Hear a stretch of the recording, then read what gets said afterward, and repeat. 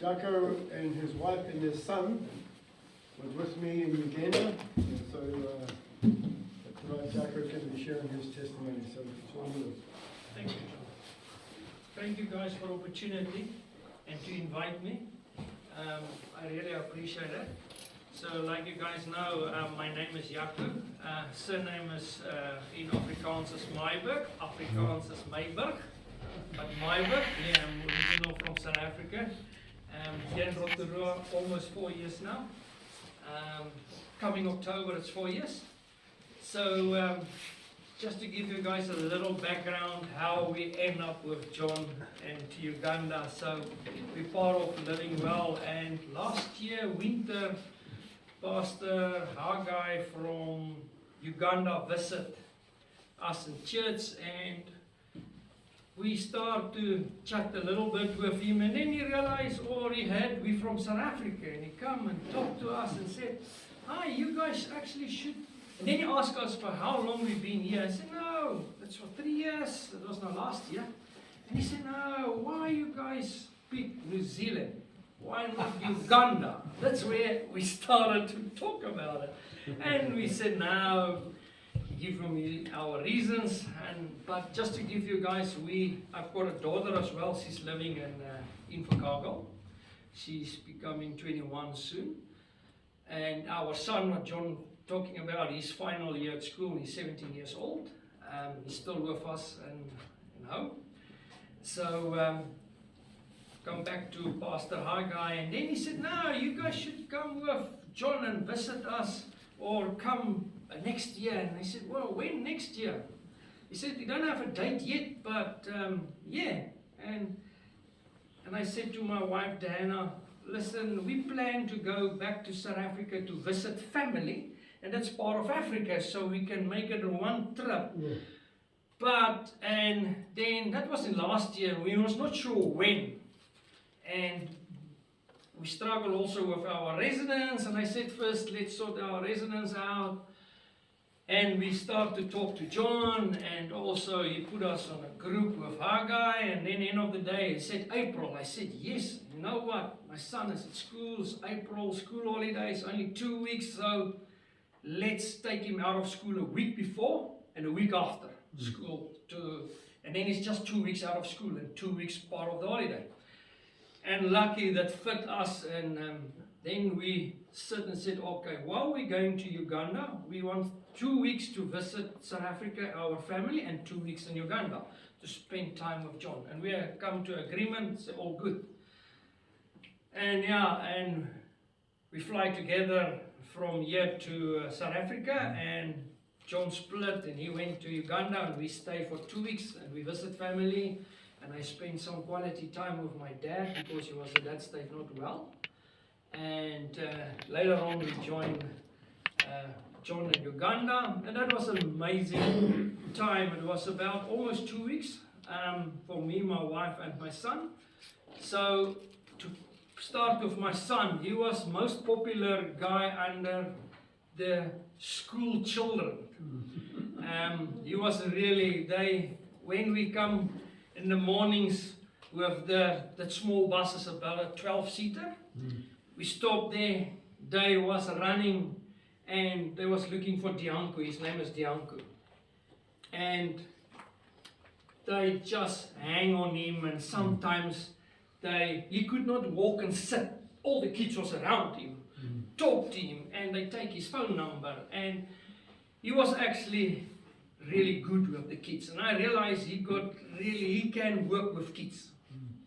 And through this whole thing, we start with that's one day we start with to get a soccer team, and different soccer teams would play, and my son was part of the local one, because he played soccer here for school as well here in New Zealand.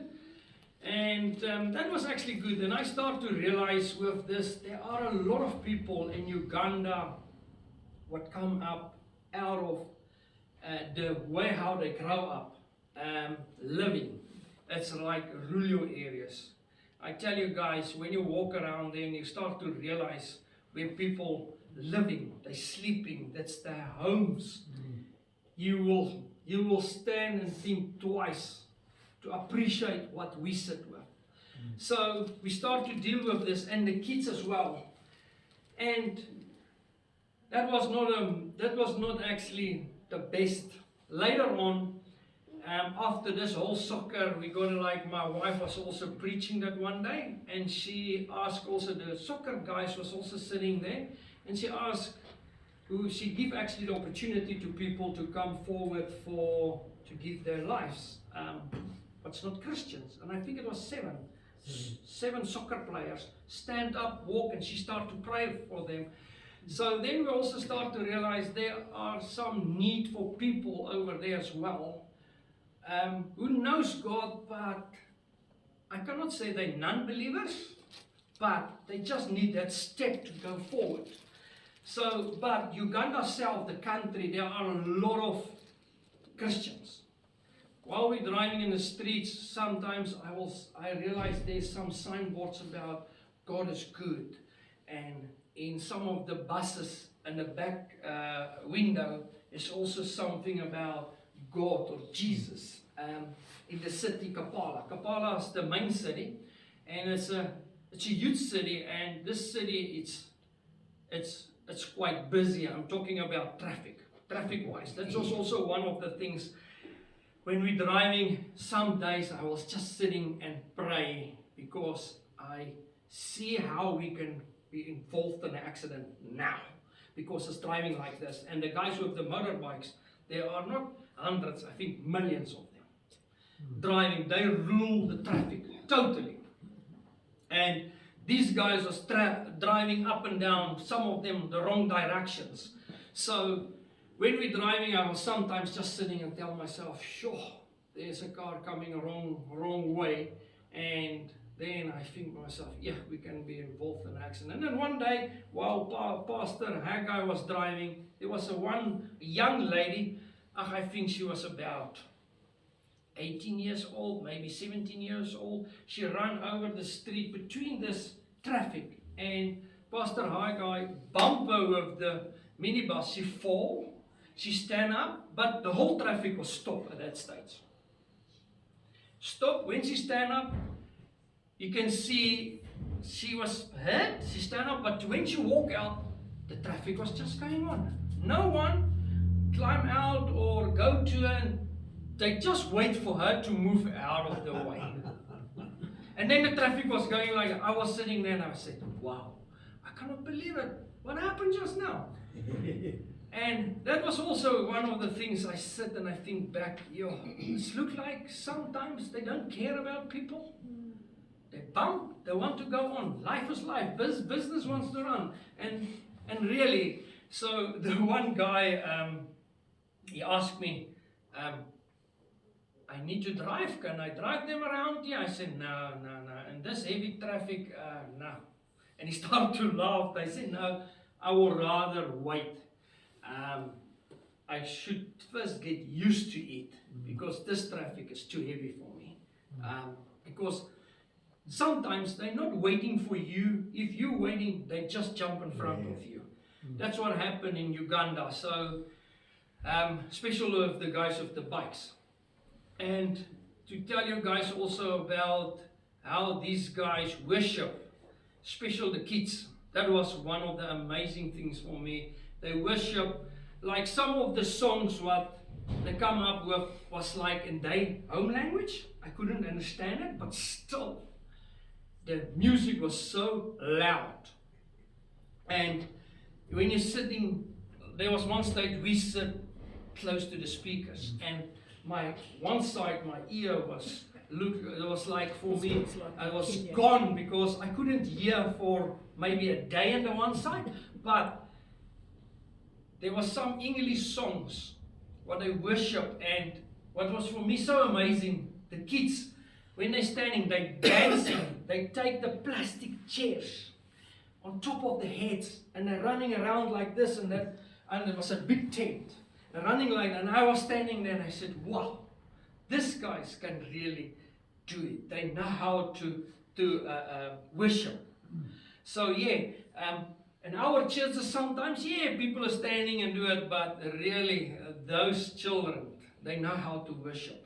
And that was one thing I said to myself. I know I've been 3 times already in Wellington with the Living Well Youth Conference, and the youth as well in Wellington, when they worship, it was the same. They're running and jump up and down, but the Uganda kids is by far better, to be honest. The little ones. Yes, the little ones as well. Yes. So, moving dancing. yeah, and there was one opportunity for my son also. He started to pray for some of the kids.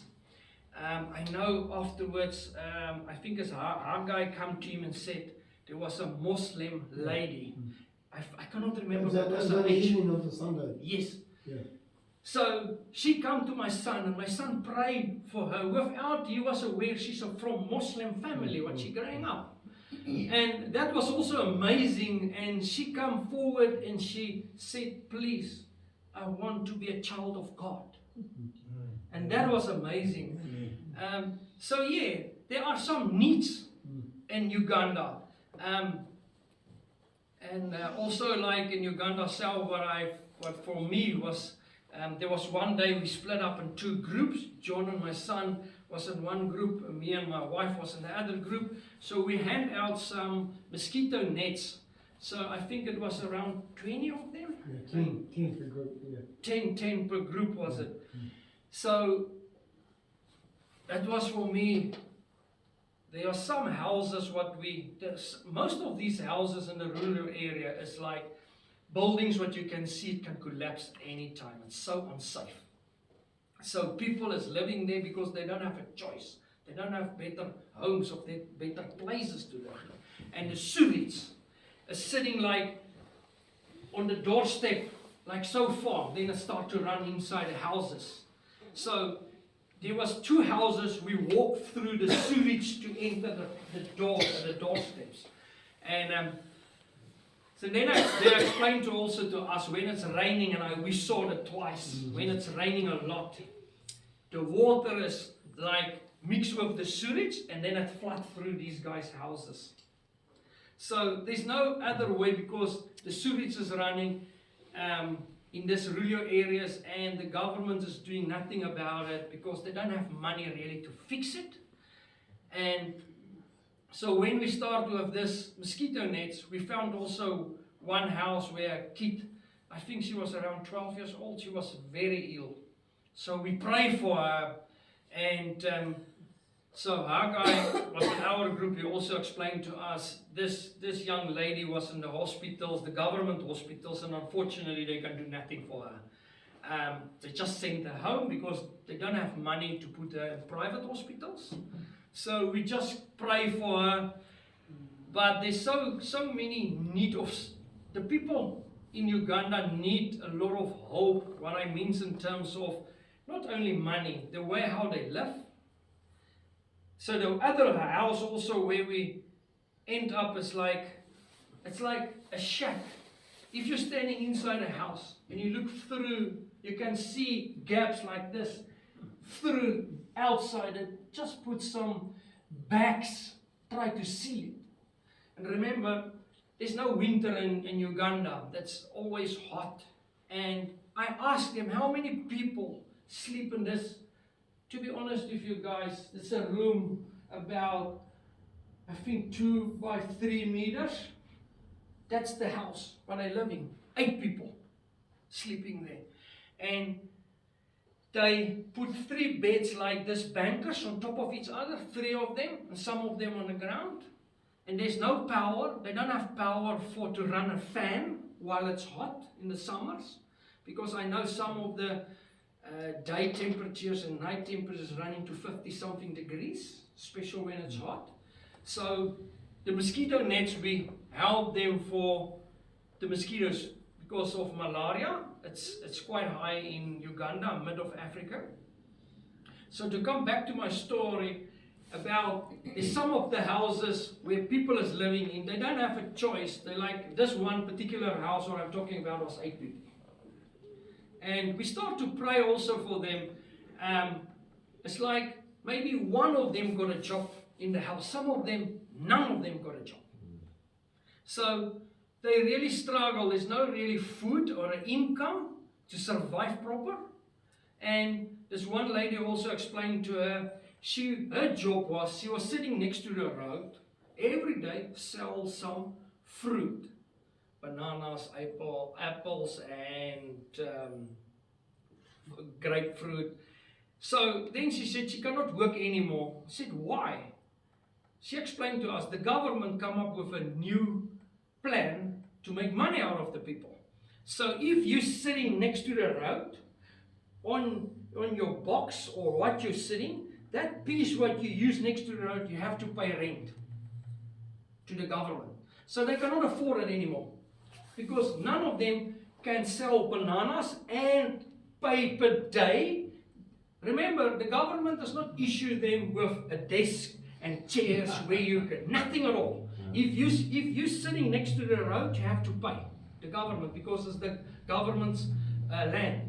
You have to pay them to rent. So some of them cannot do it anymore, so that there's no income for them. They really struggle. So the need is to pray for Uganda people. So we started to pray, me and my wife, we started to pray like every week for these people, for outcome. And what I take away from this whole trip to Uganda was like, the thing is, it's easy for me. Remember, I grew up in South Africa, I grew up on a farm. I know sometimes what is hard and what is easy. But Uganda opened my eyes on a way, like these people who are struggling. And sometimes it's easy for us to sit, to moan and groan and complain about, we're unhappy with this, there's a pothole in the road, this and this and this. But at the end of the day, there's people who struggle and nothing at all. The potholes are going to the church. Yeah, huge ones. So that's the thing, is if we can start or stop to complaints and just appreciate what we've sit with and what we've got, I think then it's better, and start to pray for people who sit without nothing. Nothing. It's like, it was for me bad, special, like the kids as well. They grow up like that. They think that's the way. But they don't know really about better, because there's nothing for them. So I think sometimes if you can just swap your life to put yourself for maybe a week in the environment what they're sitting in, and just to bring those people for a week to put them in your environment, I think then your eyes will open to live like that, to sleep on the floor, or switches run through your small room what you lived in. I think then you'll start sometimes to think twice. So now on my side, before I complain about something, then I think in the people of Uganda first. And just to finish off, so thanks John also to invite our family for this, and just to give you guys also a head up, so we came back and my dad passed about 2 weeks. So it was for me a good time to visit South Africa, to spend a week for him. So I got peace in my heart about my dad, to see him after three and a half years. So that was really for me, everything was like God knows the future. So because he always asked me when I phone him from here, because I phone him every Sunday, and he asked me, when am I going to see you? Because I know he was not well, and he was 89 years old when he passed. And and I said to him, yes, I'm not sure. And when this was coming up, I told him it was in January the first time, Dad, I will see you soon. So what actually happened, so end of February, he fell and broke his hip. And he ended up in a place where he was just lying in a bed, and they look after him, they care. It was actually a good place. So I visited him in April, just before Uganda. I visited him, and it was a good time for me. So so it was about 2 weeks. So last week I was in South Africa again for only 5 days. So for his funeral, So out of this whole thing, all what I also can say to you guys, think twice before you complain about anything, think twice. And also on my dad's side, when I left 22 South Africa, I remember we growing up on a farm, and hard farmers, South African farmers, and my dad never said to us, I love you as a kid. Never, never. I heard that the first day, or the first time in my life, the day when I greet him, October 2022, when I left South Africa and came over here. Then he told me, I love you. And from there on, every time when I phone him from here, he was telling me, I love you.